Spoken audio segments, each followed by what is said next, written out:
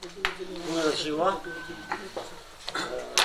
Doamnelor și doamnelor, în conformitate cu articolul 13.4 și 16, alineatul 2, în legea 437 din 28 decembrie 2006 cu privire la administrarea publică locală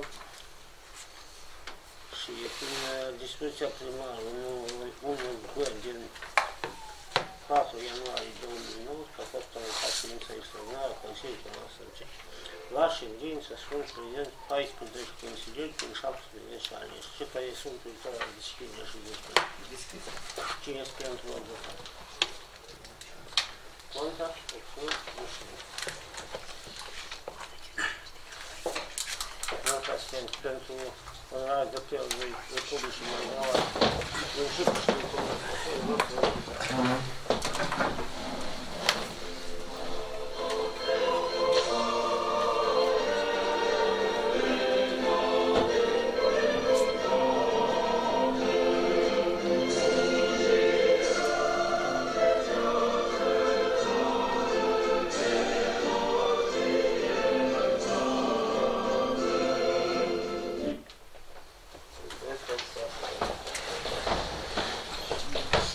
Pentru a continua ședința de astăzi, este necesar de a lei președintele ședinței și propune candidatura domnul Andrei Sofroni și adevărat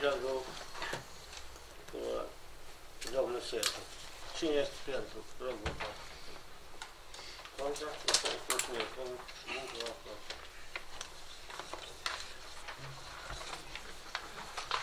Ziua, stimați colegi, care au trecut, care vin. Astăzi este prima ședință noului an, 2019. Sperăm ca să fie o ședință concluzivă. Așa că trecem la regulament.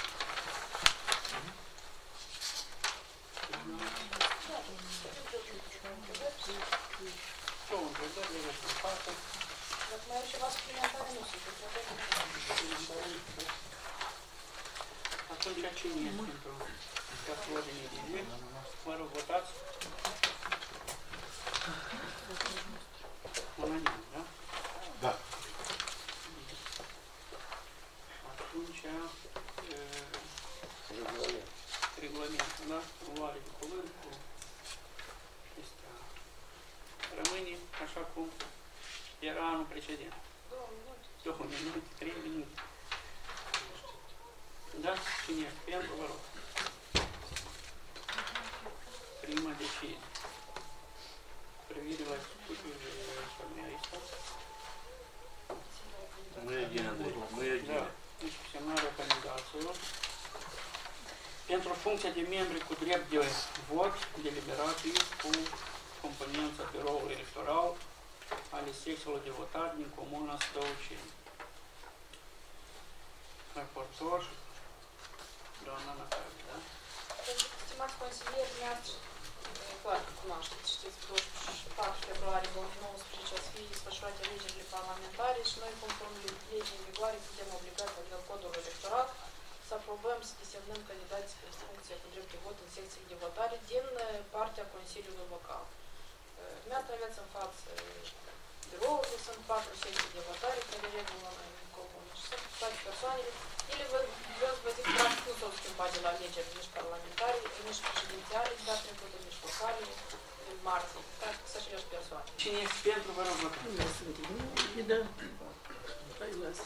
Contracționut. Cine s-a abținut?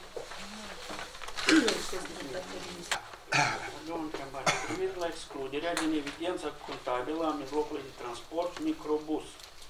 Raportor, doamna Râs.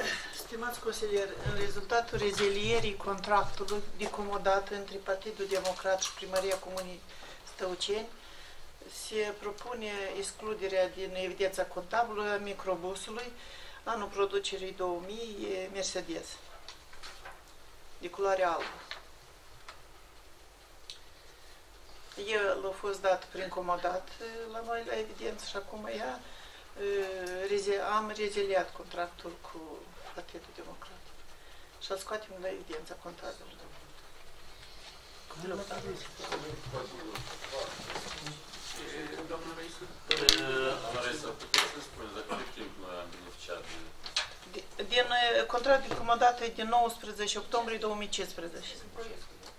Da. 3 ani. O întrebare de concret către domnul primar, dacă avem alternative pentru a transporta elevii și sportivii noștri la competiții și așa mai departe.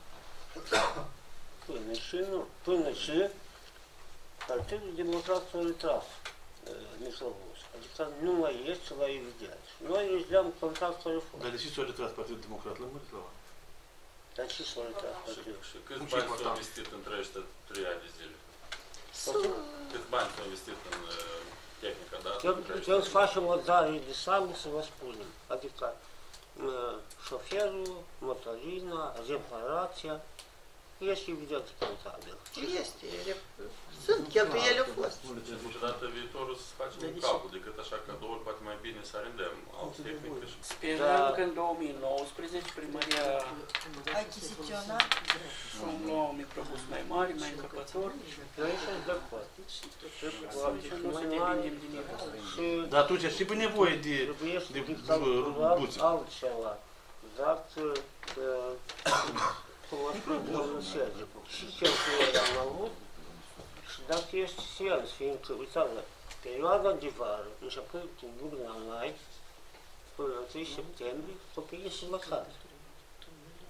Nu mai are nevoie de microunde. Și iarna, toamnă, serena, adică septembrie, și restul vacanță, văzut că nu este, eu știu, nu este necesar de a lichida putere, dar nici trebuie văzut cheltuielile, cum a spus domnul Sergiu, poate lua ceva unitate.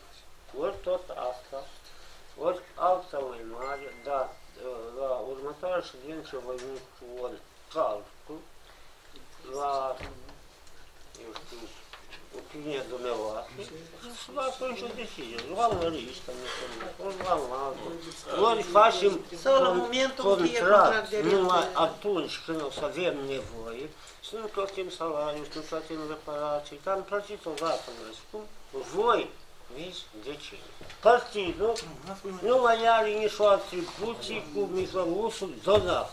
Noi acum înregistrăm contract Partidul Democrat. Partea a doua Bine, cine este pentru excluderea din evidență contabilă microbusul? Da? Vă rog, votați. Unanim. Ședința cu declarare închisă. Mulțumesc de dezbatere.